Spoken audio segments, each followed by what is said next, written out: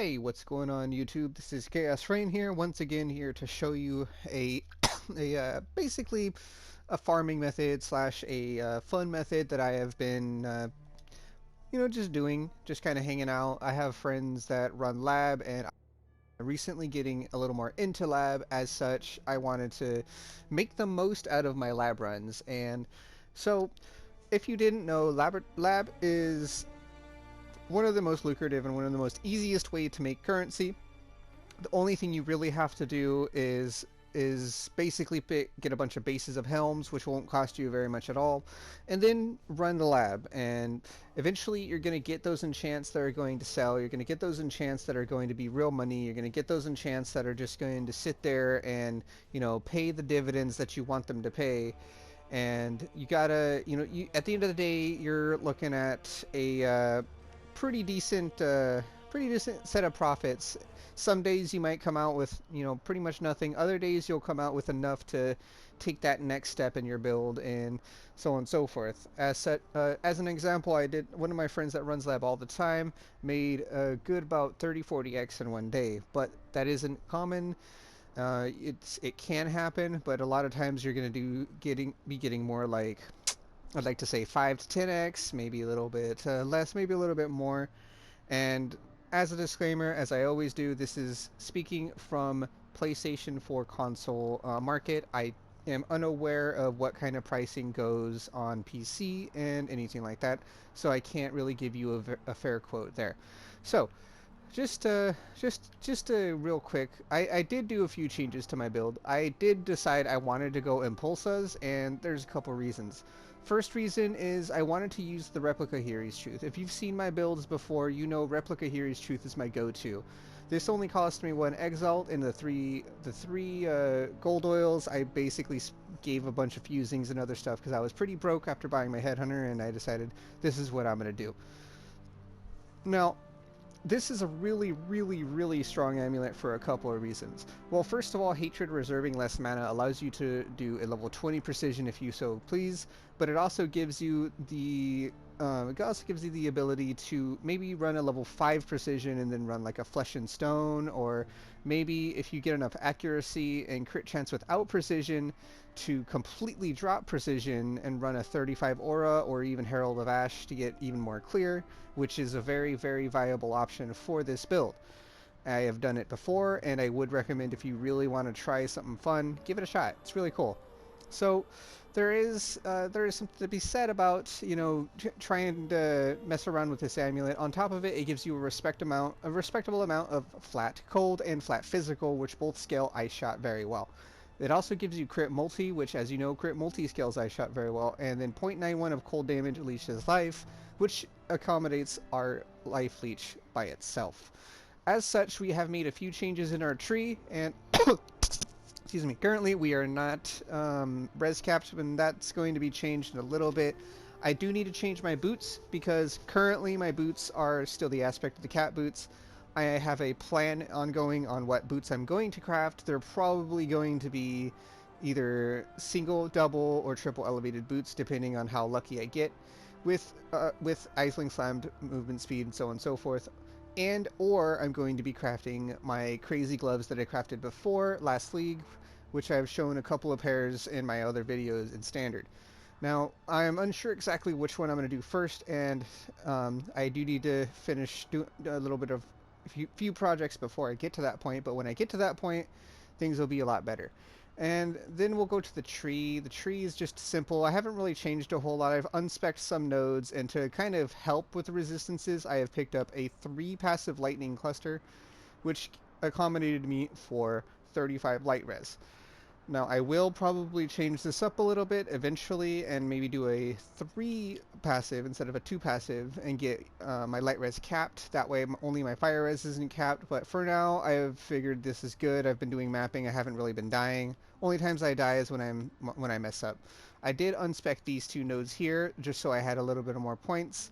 I end up taking this. I end up completely foregoing the idea of taking Inspired Learning up here, and I use this just as a jewel slot. I have these, I undid these, and then if you, let's see, where's it at? Went down here. Because I don't have phasing all the time anymore, I have got freedom of movement to give me phasing, a little bit extra dodge, a little bit extra movement speed, which is really, really good when I'm, zooming around.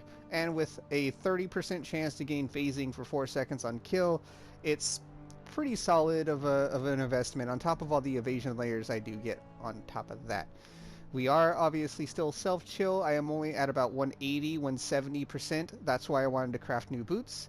When I do craft these new boots, they will have the effect of non-damaging elements on them, so I can unspec maybe a couple of more nodes, or just probably be over at capped. It doesn't really matter. I still want to do self-chill, but I want to kind of do it my own way. But without further ado, let's go ahead and get into what I have been up to. So obviously I have a lot of twice enchanteds because I do a whole lot of prophecy farming. I do so much prophecy farming that this is my stack of overflowing riches. All of these are overflowing riches. This is all just raw currency waiting to be popped. I have a big stack right here of exile prophecies specifically, and then I have several quad tabs which I keep emptying out and keep giving away and keep helping people out to try and help them and their mapping to just kind of make things a little bit more smoother for them, and that's been something I'm doing. So as such, prophecy farming pays dividends in many different ways. I have been tweaking my exile farming to be a little excuse me, a little bit more solid, and once I get things down to a T, I will be glad to show you where it's at that point. I have gotten a couple really high-end value prophecies here, and then I think I have another few here. These are all Kintsugi prophecies. I have just given up running them because I still have a Kintsugi that hasn't sold. And then I have somewhere, I think it's over here, I've gotten that one recently as well. So back to the helmets. So first and foremost, we're going to go over the bases. Normally, you're just going to pick up a bunch of unique bases, maybe a couple of rare bases, and then you're going to run the lab and try and get a couple of decent bases for people. And you're going to enchant them and try and sell them, try and get some profit off of those people as fast and as easy as possible, just so you can kind of get whatever you want to get and whatnot built faster than normal. So there's the normal bases, but then we're going to go on to the a little bit of an advanced thing. So as you see here, these are all crowns, or Val match, I say, from the new boss, Trial Master. This is the common drop, the easiest drop to get, and these drop relatively common and random. Now, there's a couple of things that can happen with this. It says can be modified while corrupted, so a bunch of things can happen, and it's pretty much a crapshoot, but it can either go really bad or really well into your favor, so just keep that in mind. First thing that can happen is when you val it, you can remove a modifier. You can remove any one of these modifiers, including can be modified while corrupted. So if that happens, you're done. Your helm's done. You just put it aside. Maybe someone buys it, maybe someone doesn't. Otherwise, you're done. The second thing that can happen is it can change into a corrupted, a advanced corrupted version of the uniques. So corruptions on helms aren't this severe or extreme, should I say. Socketed gems, gems at 80% of cost multiplier is really good. The other one and other option is actually like 96 or 94 or something like that. It's not very good, but 80% is really good.